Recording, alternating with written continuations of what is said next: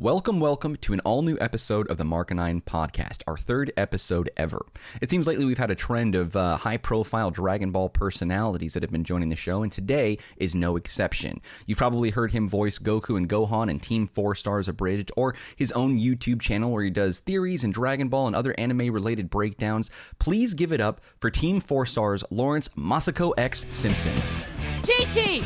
I heard lunch! What happened? They took Our lunch? Wow, Freezer. You really were a cut above the rest.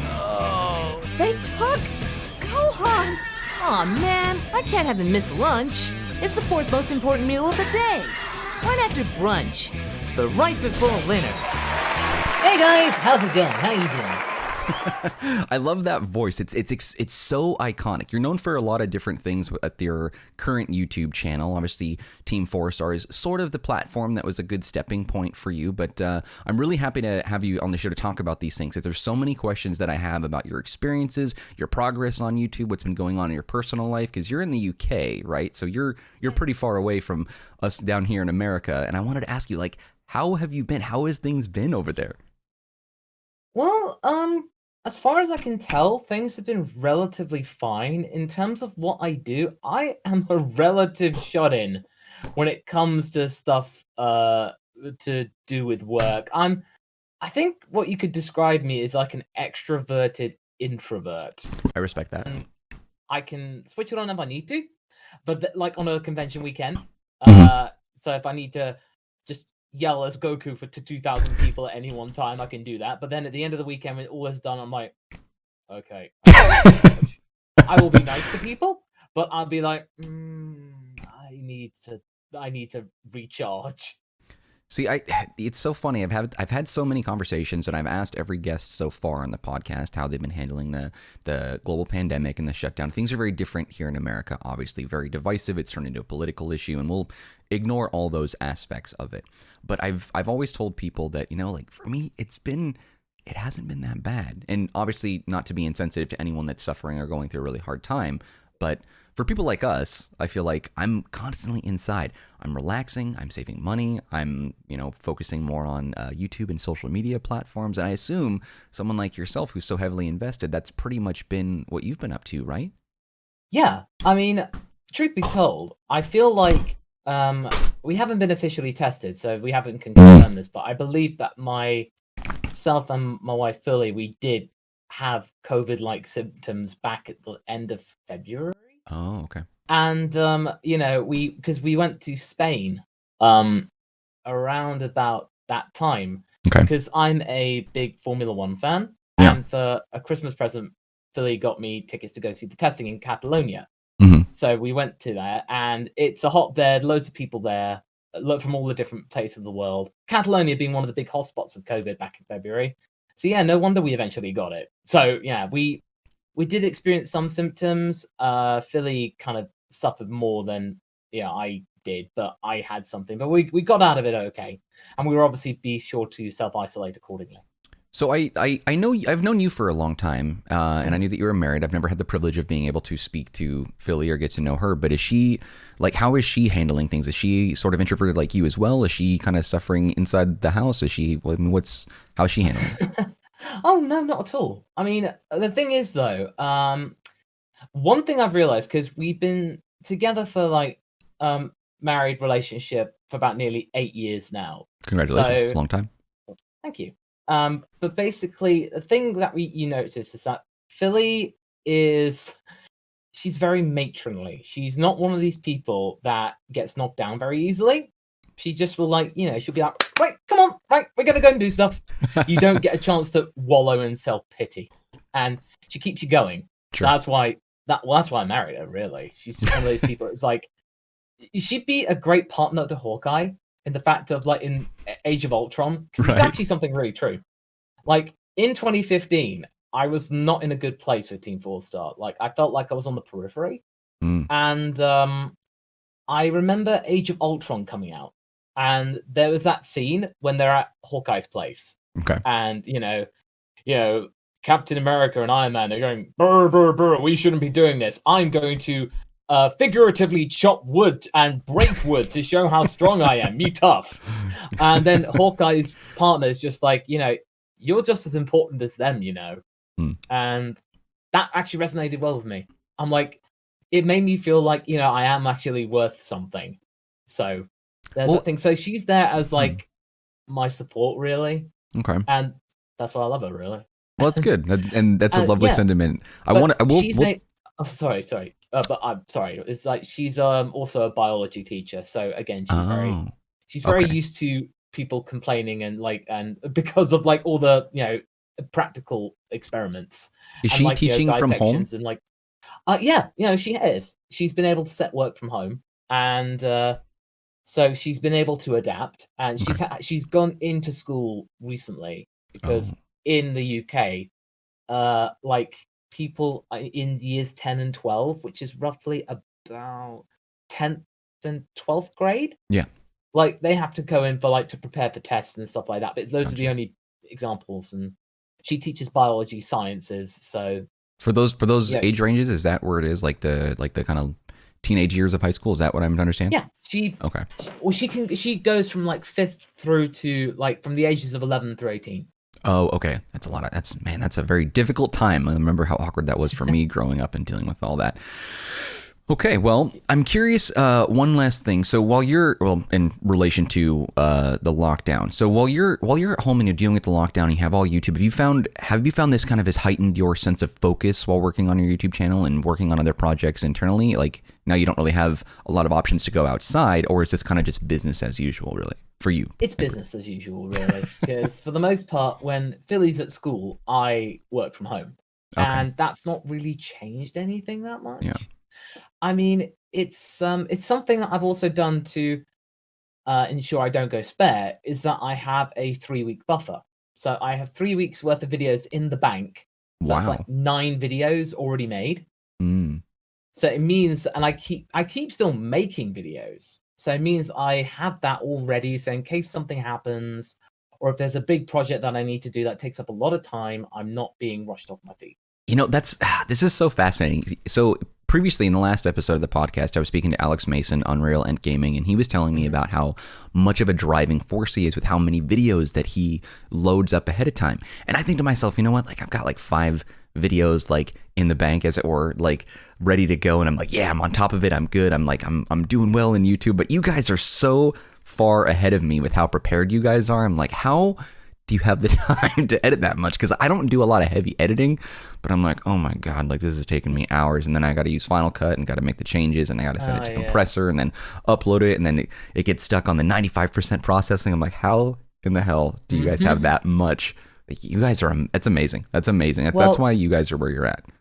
It helps really because I went to university and I specialized in video editing. So that's pretty much what I do. Gotcha. I am an editor by trade. I'm a freelance video editor.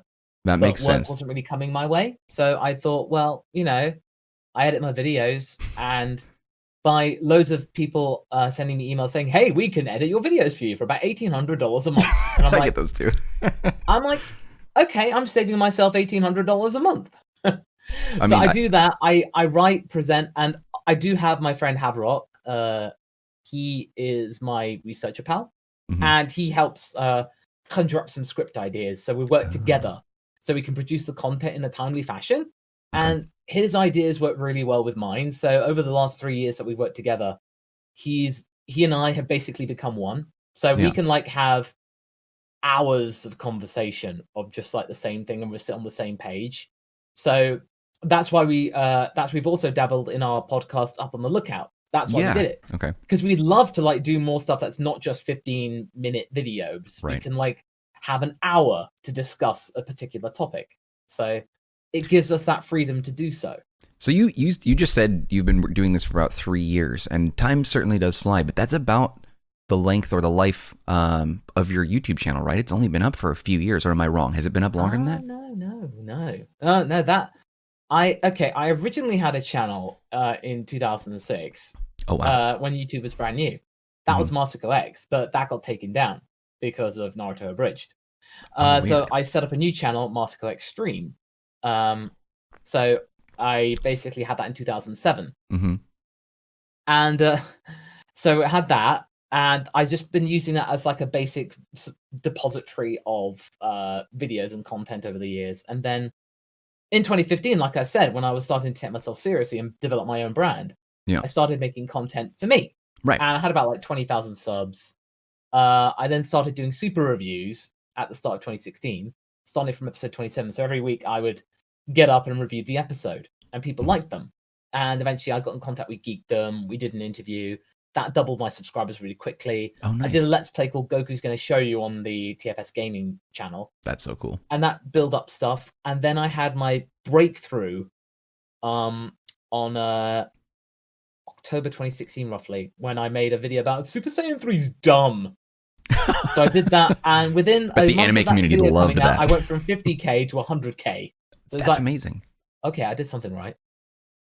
What do you think that was? Was that just because the topic itself was like sort of divisive and people wanted to fight you on it, or what? I mean, how exactly did that They video didn't be the necessarily one? want to fight me over it. It was just controversial, and it's just like people just first off, it was Team 4 Stars MasakoX talking about it. Yeah, let's be real here.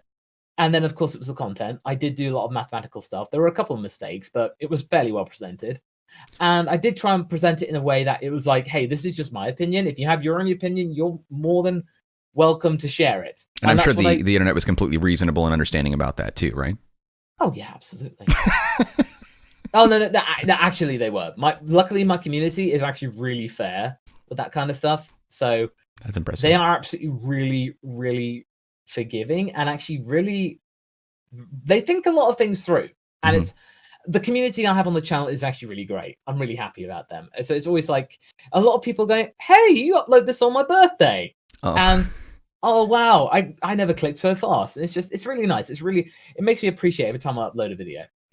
So I don't want to take away from your clout, because I've watched your YouTube videos. Like, you tag me in them sometimes, and I enjoy watching them. Your voice is very pleasant, and I want to spend some time just talking about your voice. But when it comes to how your YouTube channel has grown and flourished, like as you mentioned, there is a certain level of attention that you got because of your work with Team 4 Star. But if you remove that element of it, what is the most difficult thing and the most maybe beneficial thing? Obviously, that's probably the Team 4 Star thing, but outside of that, what are the most difficult and beneficial things that you've found or learned over time while doing YouTube and kind of creating your own brand over the past 5 years? Well, I would say, as you said with Team 4 Star, it's something that I cannot escape, nor do I want to. That Sure. People know me from Team 4 Star. That I cannot escape, nor do I want to. It's part of who I am online. And to keep being, because you always see this in like dramas and series and stuff like that, and even people online as YouTubers or any other medium, they just go, oh, don't remember me for that. I shouldn't remember. That was the past. Now, you can't do that. Like, because that alienates all the people that liked you from that. Right. So you have to remember where you came from. So yeah, Team 4 Star, it's part of my journey, and Naruto Abridged was part of my journey. And it's a shame that Vegeta and we don't talk anymore. But that just parting of the ways. But it was a shame. But of course I still remember it well and fondly. It was part of the journey, and it was part of a voyage of discovery. Right. So that I never forget that. And with Team 4 Star, that's absolutely a thing. So in my What If videos and discussions, I throw in loads of Team 4 Star references and jokes, because it gets people remembering, and it makes people think, oh, hey, cool, he's really okay with Team 4 Star stuff. And that's true. I like throwing in those little Easter eggs, because it just shows that, especially the ones that are real deep cuts. Right. I have a lot of questions about Team 4 Star, your relationship, how you got connected with them, how you departed. I have so much that I want to talk about in that way. So if there's anything off limits, you got to let me know. But I wanted to get some of the juicy bits. Well, mate, I haven't actually departed Team 4 Star. Well, you mentioned, so the way that you talk about it, though, it seems like there is, I don't want to say bad blood necessarily, but it feels like there is maybe a sense of differences in some aspects. No, right? not at all. Okay, not at all. Okay. It's just, the reality is I'm not in Dallas. I'm a satellite member. Got it. And recently, due to COVID, I was, furloughed. So or That's it, made okay. it contract only. But that's part of the thing. I'm still part of the Team 4-star camp and part of the talent pool. So Okay. I've not left. So I'm Okay. still part of that. Got And it. it's like, no way would I, I'm not planning on leaving anytime soon. No. Sure. Well, because your voice is super iconic. I mean, granted, you have Yeah. like the Saban dubs, the Funimation dubs. You have all those guys that do Goku on that level. But your performance as Goku, despite how silly, intentionally, of course, and flamboyant that particular voice iteration is, like when I hear it, I hear your voice, but I see Goku, and when I watch a bridge, like it fits so well. And you mentioned before that there's not a huge departure away from your resting casual voices we're hearing now into that Goku voice. But how did you settle on it? I mean, what was the inspiration to try and nail that Goku voice? Well, it kind of evolved a lot really over time. And it started in 2007 when I was working with Lani Pator, Vegeta 3986, and a girl named Rissa. And we were doing the first two movies as Neighborhood Club Productions, Dead Zone and World's Strongest. Yeah. And I got cast as Goku, and in that one, Goku's a real jerk. Like, but I just remembered Ian Corlett's thing of like my father. So I would do something along these lines and stuff like that. So actually, it was a lot deeper than it actually is now. Mm-hmm. And so there was that. It settled fairly well, something similar to that for the first, 10 episodes or something. And then for a long time, it bizarrely became. Well, it basically just became something that was relatively sounding like Strong Sad from Homestar Runner. Homestar Runner, what a reference. Oh my God. I don't like food anymore.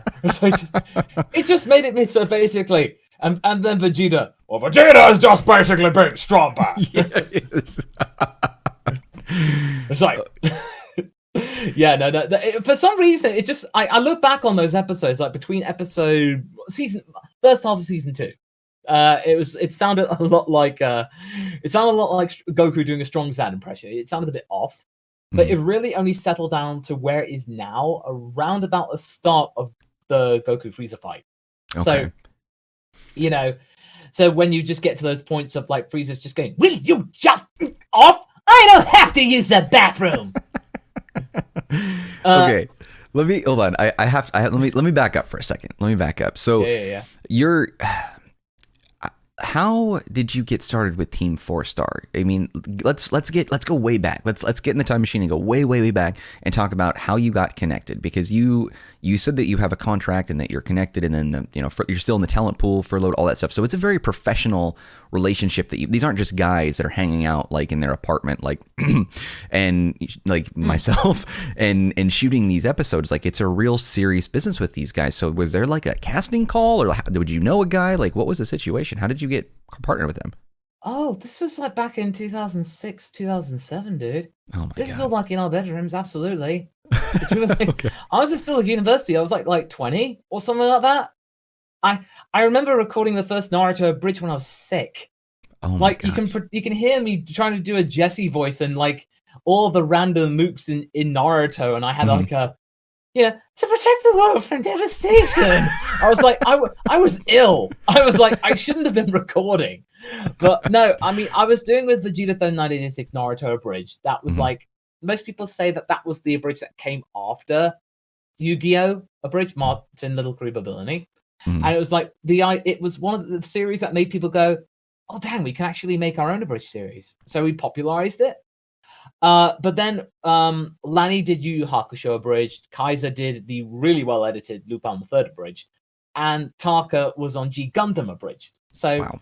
And of course, let's not forget HBI 2K Berserk abridged. You cannot. That was probably one of my favorites, just in terms of the way writing. And HBI, he's one of the few people that I know he's completed not one, but two, but three abridged series.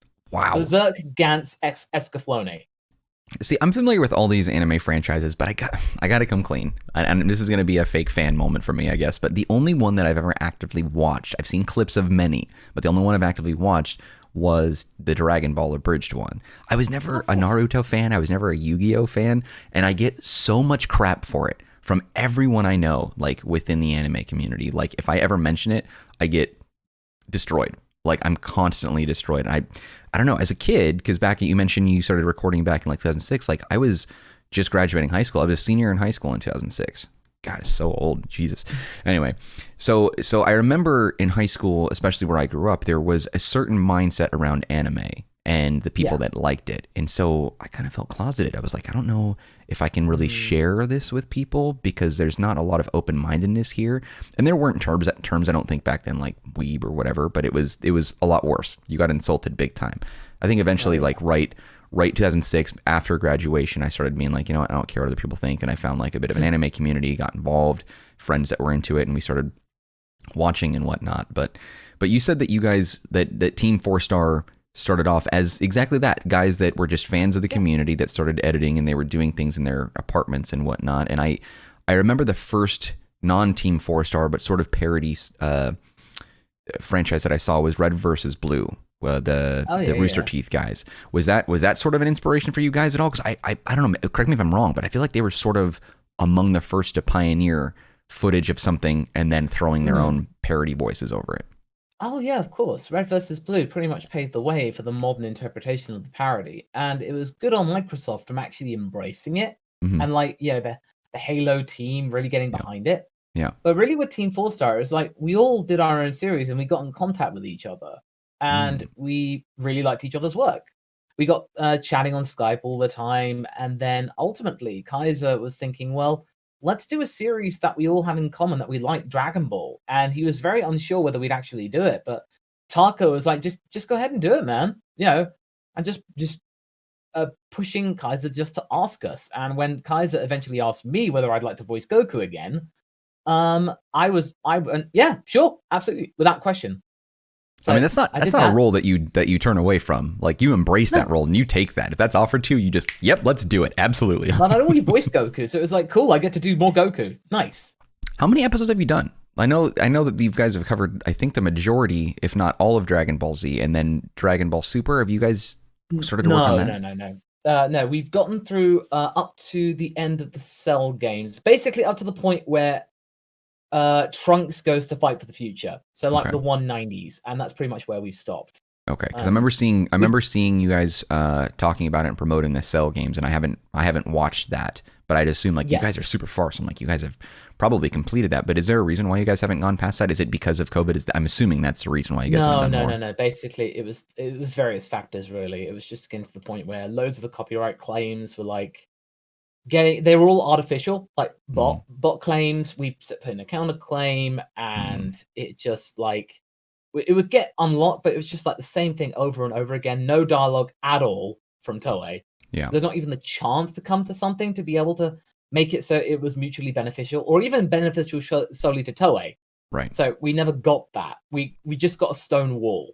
I remember you reached out to me after I think Team 4-Star's YouTube channel was it banned, or there was some big thing? This is a long time ago. It got taken down, and then 15 hours later, due to the fan backlash, it got put back up again. Yeah, I mean, that was amazing. That was incredible. I reached out to so many people, like trying to do whatever I could, because there's the community of Dragon Ball, whether or not they're divisive in how they view certain aspects or their particular favorite characters or whatever, they all agree that Team 4-Star is amazing. I don't think I've ever met a Dragon Ball fan that wasn't a huge fan. I know people, well, don't get me wrong, I'm sure they exist. I'm just saying I have not met one.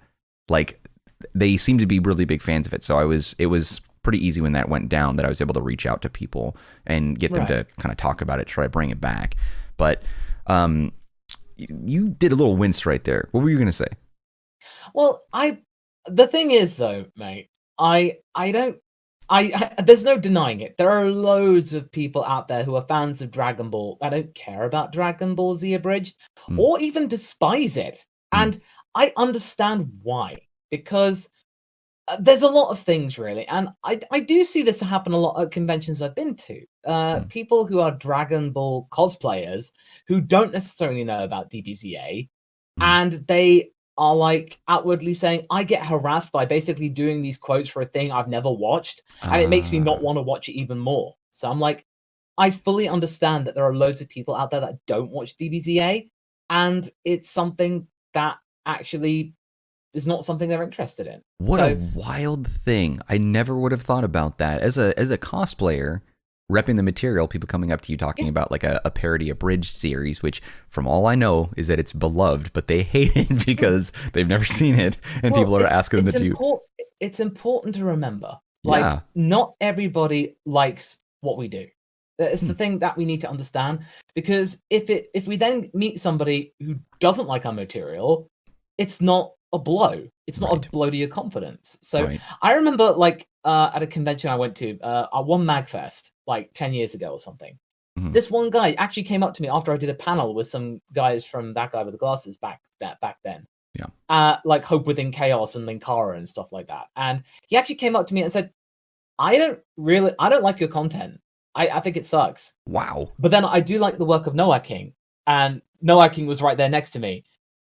He does a lot of voices for Team 4 Star and actually works for them, actually. Mhm. And I was more like with the guy that approached me. I was like, okay, I appreciate your honesty.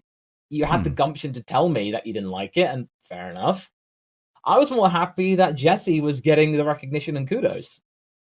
That's weird. I don't know. I feel like there's a certain, I don't dare I say gravitas, but a certain position you have to put yourself in to be able to take feedback like that. But I feel like it's crazy to see how blunt sometimes anime fans can be. And granted, it's not just anime fans, but I've often found that while in my personal anecdotal experience that I haven't really seen a lot of people hate on Team 4 Star, naturally as a part of it, like you would be hearing that. But for someone to be able to just come up to you and just the balls to be able to like, I just don't like the things that you do or that you say or make, that, I mean, how do you roll with that? Well, honestly, I mean, back then I was more kind of stunned and like, okay. Well, then nowadays I'm just like, all right, fair enough. Yep. I either say, okay, that's perfectly fine. It's not your cup of tea, mate. Fair enough. Or I'd say, well, why? Why don't you like it? Actually, I'm just curious to know. I'm curious to know. And if it's any of my videos, I'm like, okay, if I made a mistake, then I will openly admit I made a mistake. So that's the problem. A lot of people, and I have seen this so many times at conventions. There's one convention I go to regularly. I won't say the name of it just for their own sake, but it's one I regularly go to. And I usually end up being the agony uncle. As in, like, I'm the one that they basically tell, like, oh, so and so has been such a nightmare and stuff like that. And oh, they're like, yeah. I'm not saying which one. But I've been to a lot. Like on animecons.com, I'm like in the 50+ club. So wow. Okay.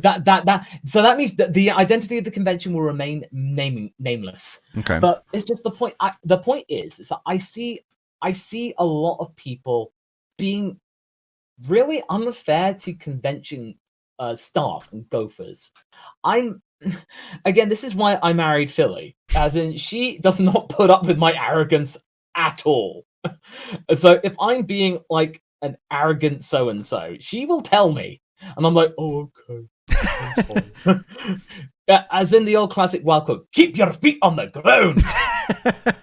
So you absolutely got to. Sometimes I do get very arrogant and pompous. I absolutely do. That's part of my eccentric nature. Hard not but to. you need to check yourself and just go like, okay, people have actually spent a lot of time going to this convention, and sometimes at the ones I've been to and I've just been repping, like at London Comic Con, there are people who come up to me and just say, I only came here for you, or I waited in line to talk to you. So I give them the time of day. That's a hell of a compliment. Sure that yeah, absolutely. There was this and it's actually really funny too, because I'm there and Philly talks to their parents, and the parents are just like, oh, they absolutely adore this thing. I have no idea what this means, but they really adore it. And Philly goes, to be fair, I don't really know much either. I just go along with it.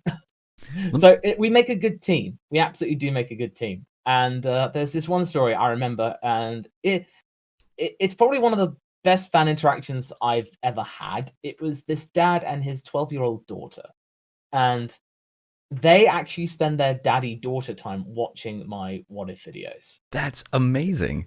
That's their daddy-daughter time. And that knocked me for a loop. And it was like, oh, damn. Like, I get that moment. And yeah, that really struck a chord. I almost cried right then. It was like, really like, oh man, that's actually really touching. My dad doesn't even watch my videos. I don't think he even knows I have a YouTube channel.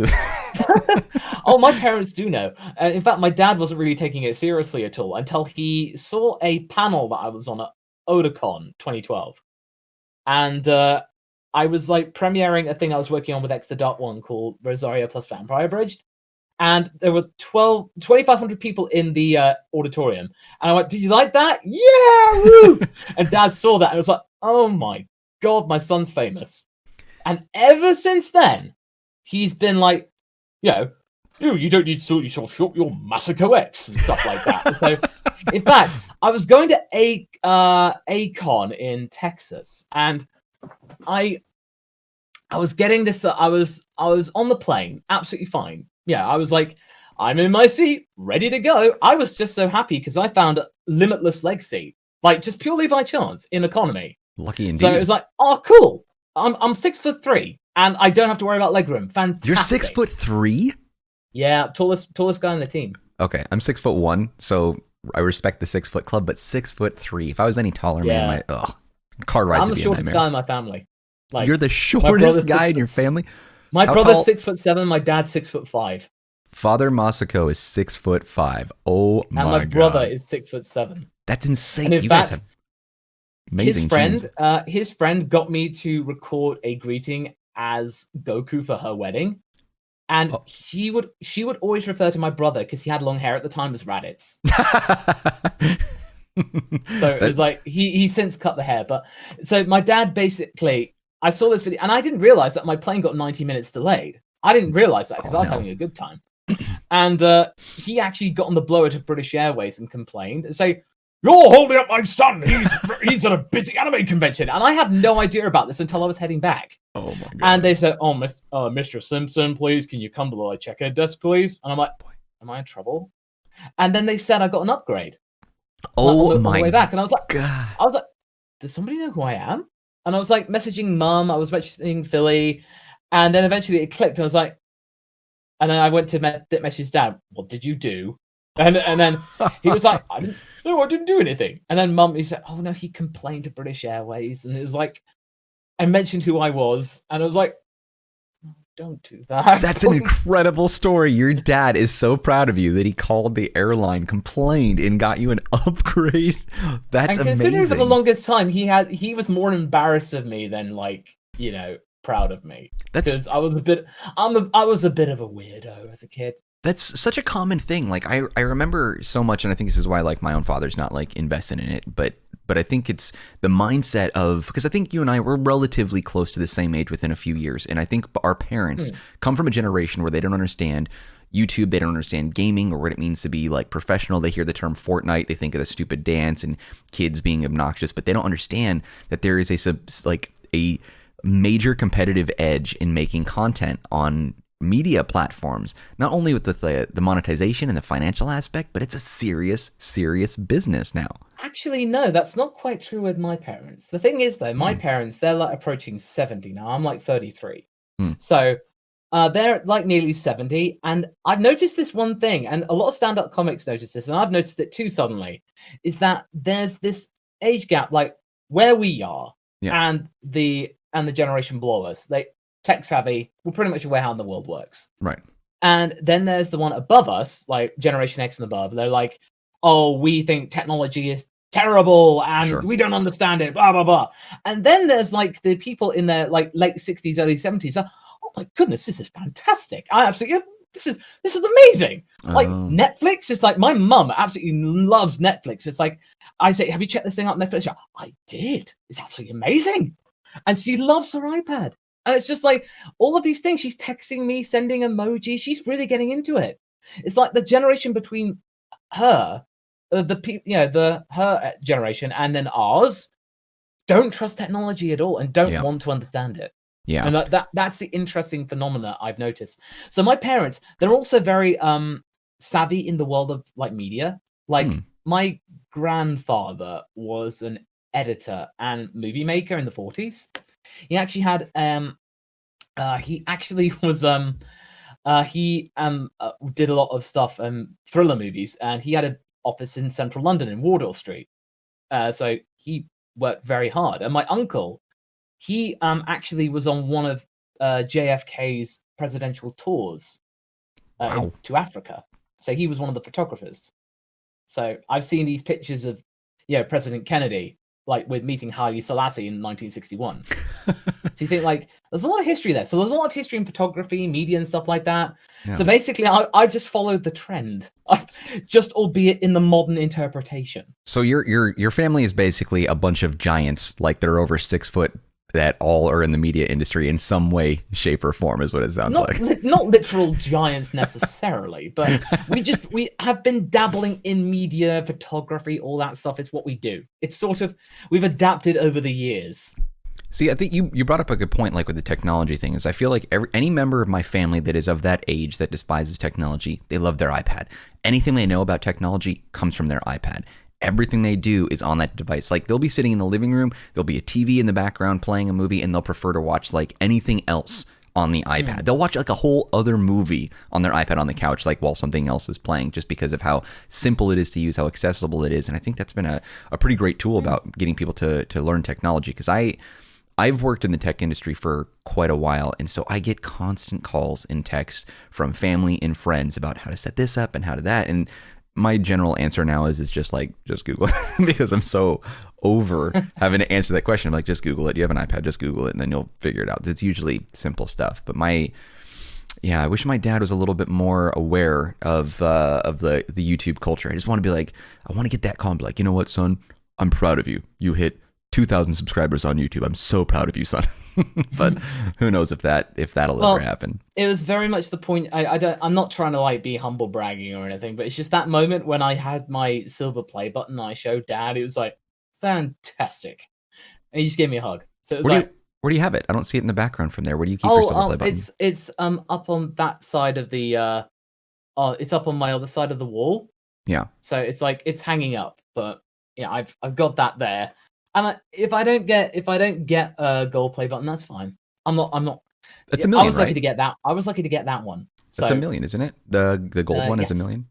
Yes. I mean, what? Okay, I don't. It's not necessarily that important to talk about numbers, but I think to a certain extent it kind of is.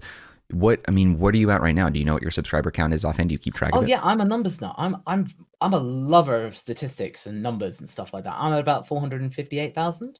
I mean, you're growing. I mean, the rate in which you're growing with your devotion, because you said you've had a YouTube channel for a long time, but it was a bit of like a content, like kind of a archive, more or less. It got serious over the last 4 years or so. Yeah, and that's 100,000, more than 100,000 subscribers per year. So I mean, you're on your way. I feel like most YouTubers that I've spoken to about the concept of numbers, because we all care, is that once you hit a certain point, like it's not a steady growth of you get this amount per month and this amount per year. Like you hit a certain number and it starts to jump exponentially. The returns on views, maybe not necessarily views, but subscribers at least, it expands a lot more, because like if you look at any of my channel like content, like my subscriber numbers is modest, but the views are much lower. So I'm getting more subs than I am views. And I think that happens to a lot of people, right? Are your average video like view, how does that relate to overall subscribers for you? Oh, the thing is that you can't really worry about that. Like, it's just the views you get are the views you get. That's the thing. Like, YouTube is very much a champion of the algorithm and thinking, oh, people don't necessarily want to view that. They want to view this. And you just got to put the content out there and hope the people that do subscribe and do see it like it. And fortunately, people do. Because I'm trying to, like, bone up my storytelling. So that means I can actually be more of like telling the story, not just writing it. So actually being able to read it in a way that can keep people engaged.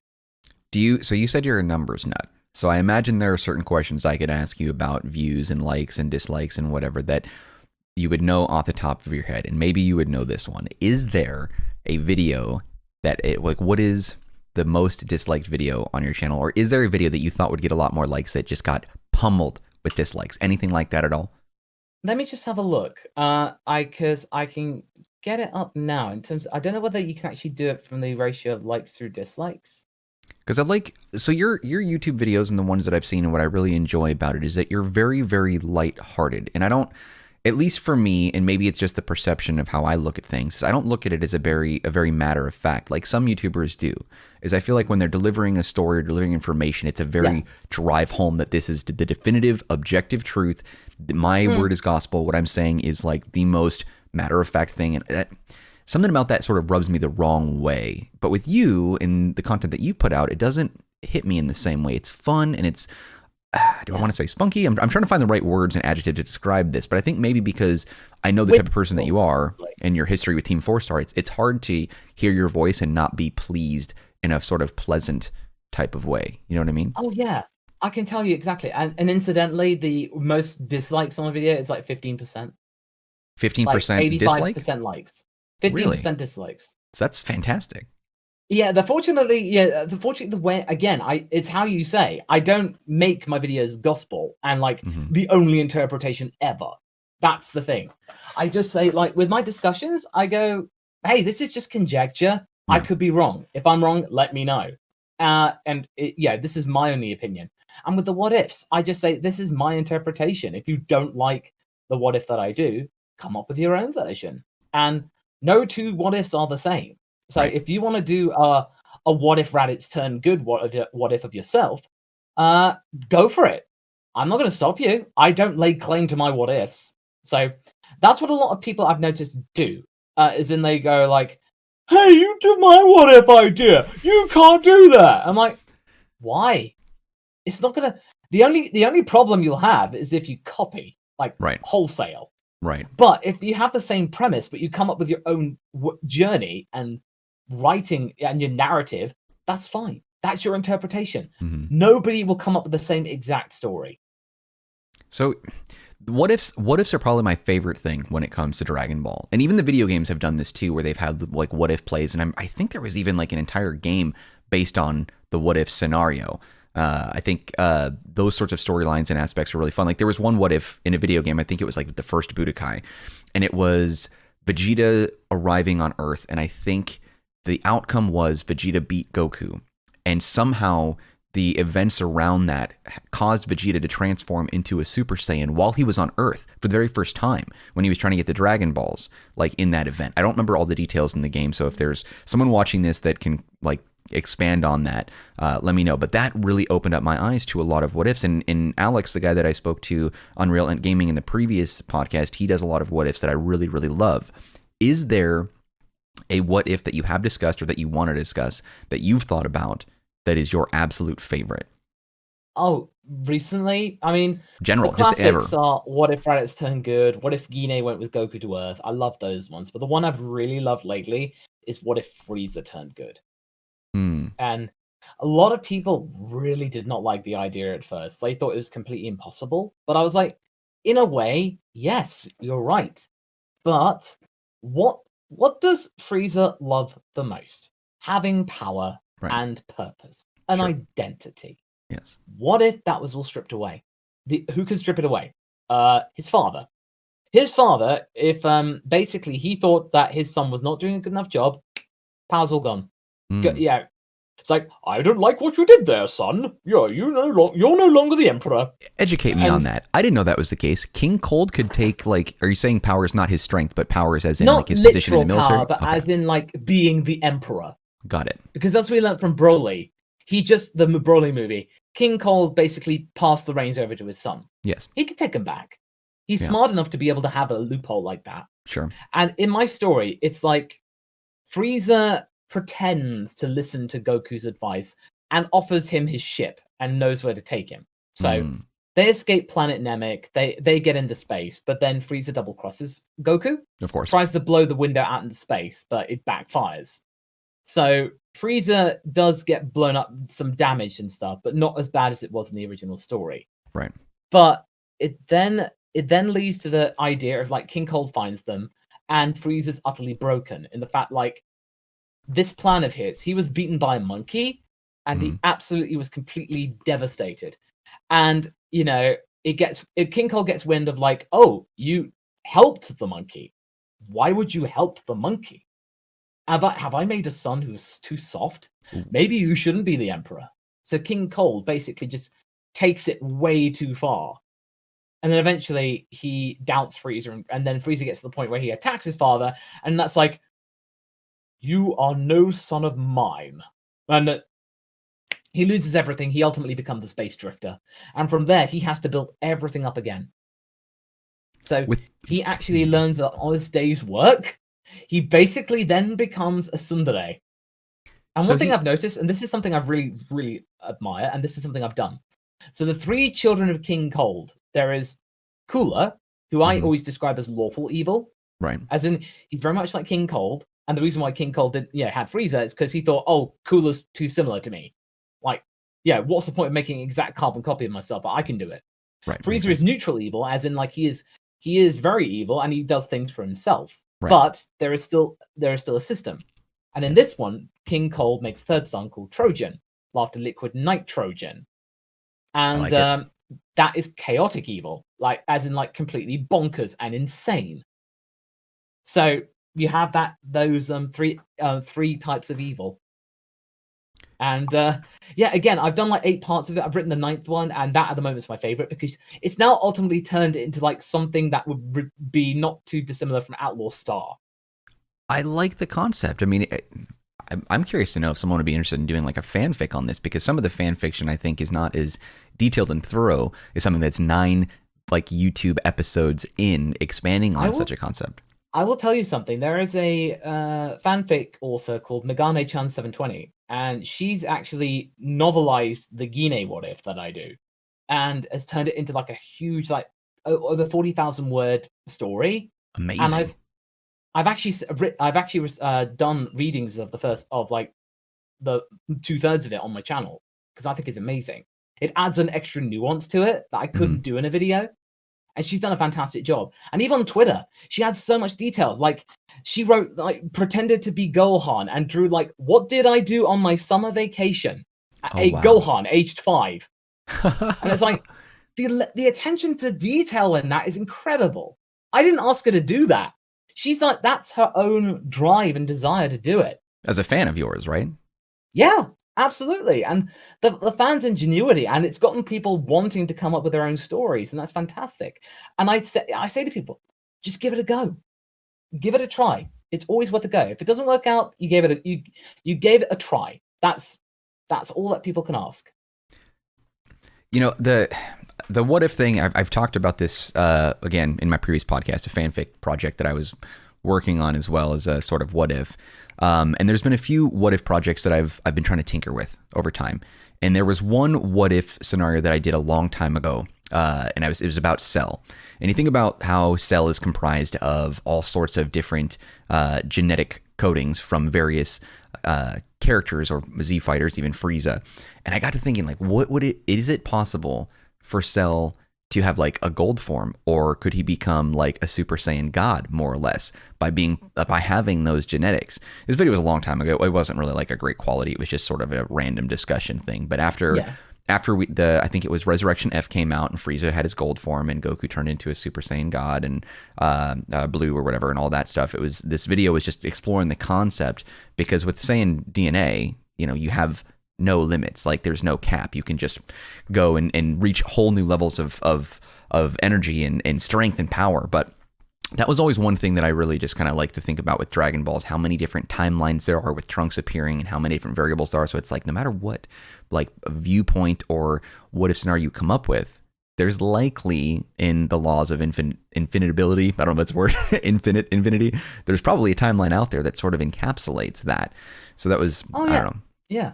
And incidentally, we do a what if Cell turned good, and in that we have Bronze Cell instead of Golden Cell. Oh, curious. Okay. And basically, it's like because Golden Cell says bronze. Are you basically admitting that you're third rate? And it's like, no, it just means I don't have as much of an ego as you. Because he does have some freezer in him. If Cell trained, then he would have it. Oh man, could you imagine if Cell got in the hyperbolic time chamber and just had that to himself and be able to reach that plateau? Oh my gosh. Yeah.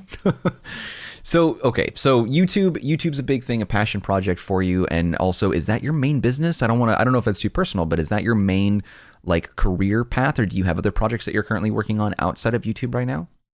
No, YouTube is pretty much my main goal. I hope that once the COVID thing kind of calms down, to branch out into other avenues, which kind of helps sustain different fingers in different pies and stuff like that. As in like having different avenues of income. I do some anime song covers and stuff, that on Spotify and Apple Music, etc.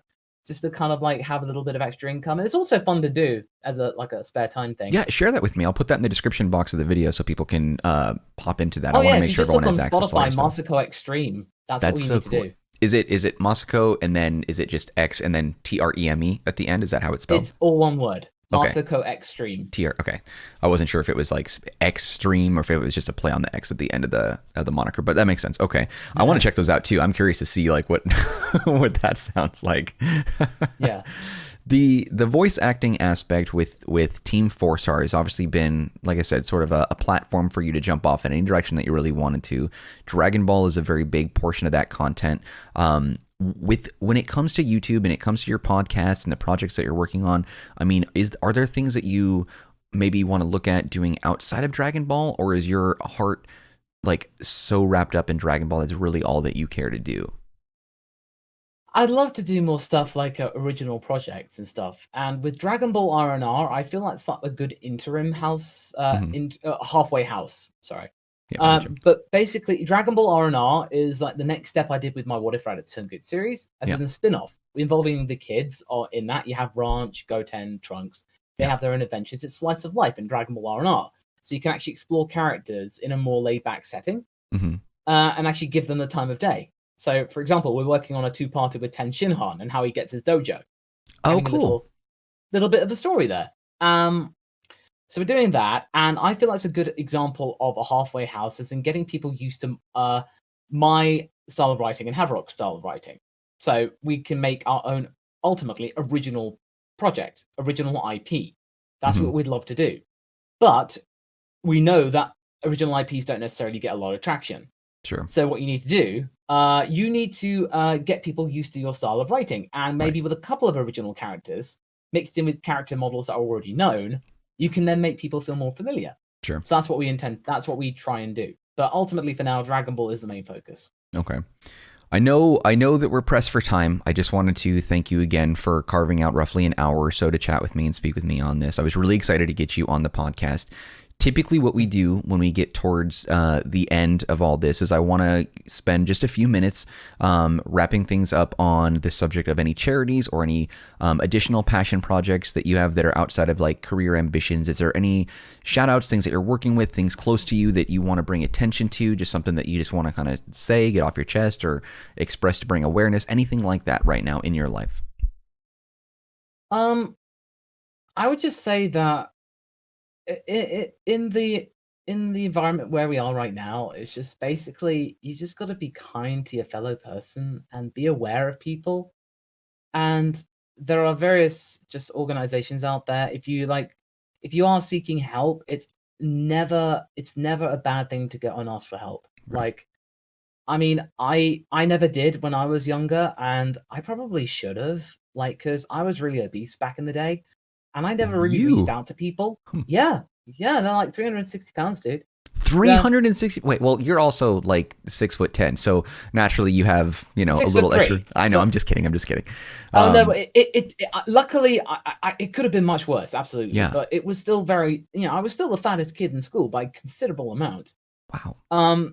All I can say really is just it never hurts to just ask for help or admit that you need help, and I never did that, and I'm lucky. I have the resolve to. I have a strong sense of character. I like myself in my own skin. Sure. I'm okay with myself, but there are people out there that not necessarily. But if you are looking for help out there, then just don't be afraid to ask for it.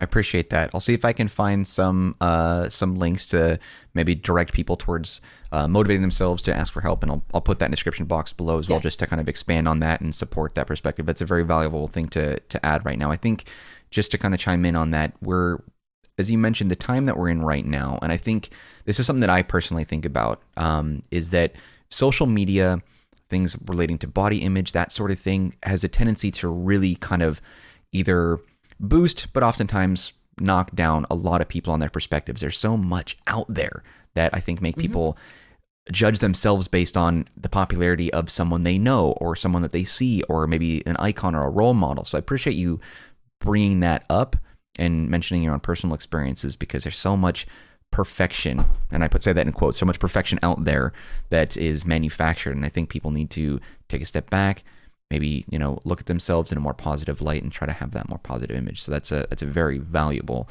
thing to add on that. So I appreciate you saying that. And quite frankly, the only person is Mr. Perfect Cell.